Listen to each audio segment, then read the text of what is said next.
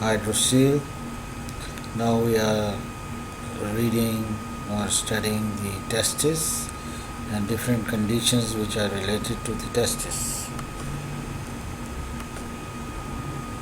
Hydrocele is an abnormal collection of serous fluid in a part of the processus vaginalis, usually the tunica vaginalis.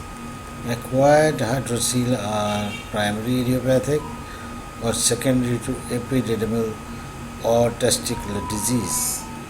So hydrocele may be congenital or acquired. Congenital is by birth and acquired which occurs after birth.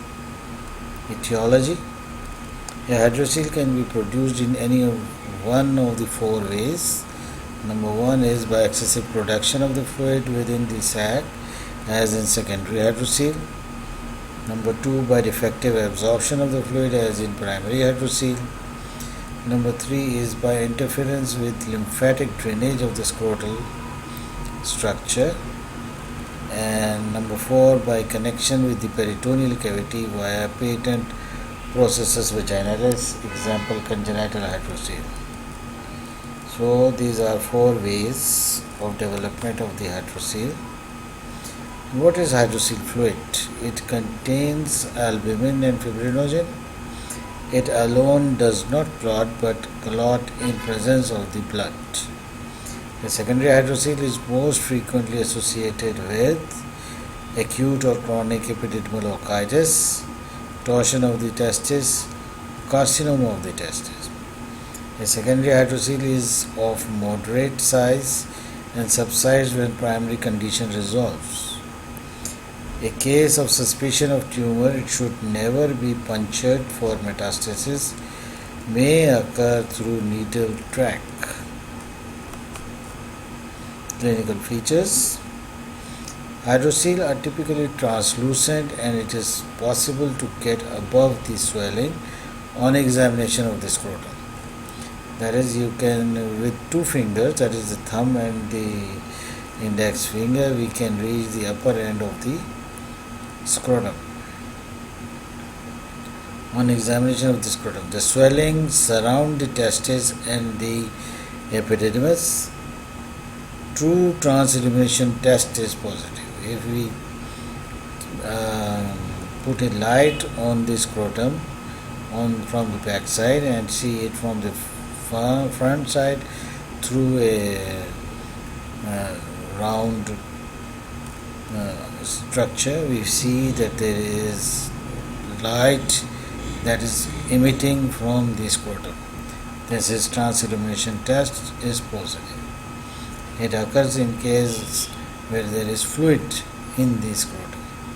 If there is mass instead of the fluid, the transillumination test would be negative.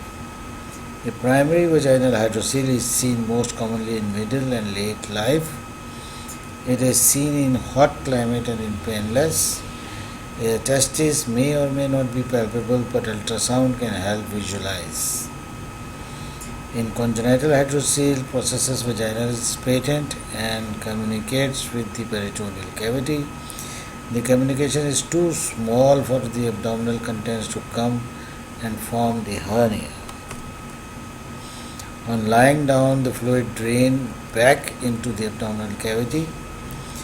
Encysted hydrocele of cord is smooth oval swelling near the spermatic cord, and in females, encysted hydrocele of the canal of Nock in relation to round ligament.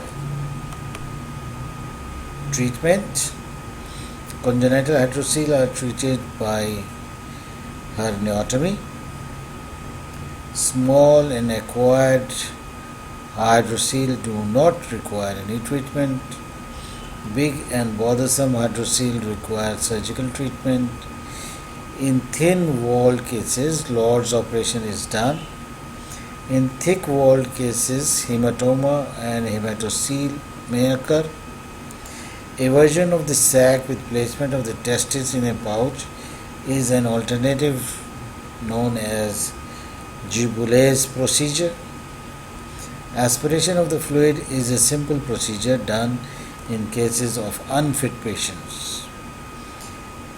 but in such cases, deaccumulation of the fluid occurs.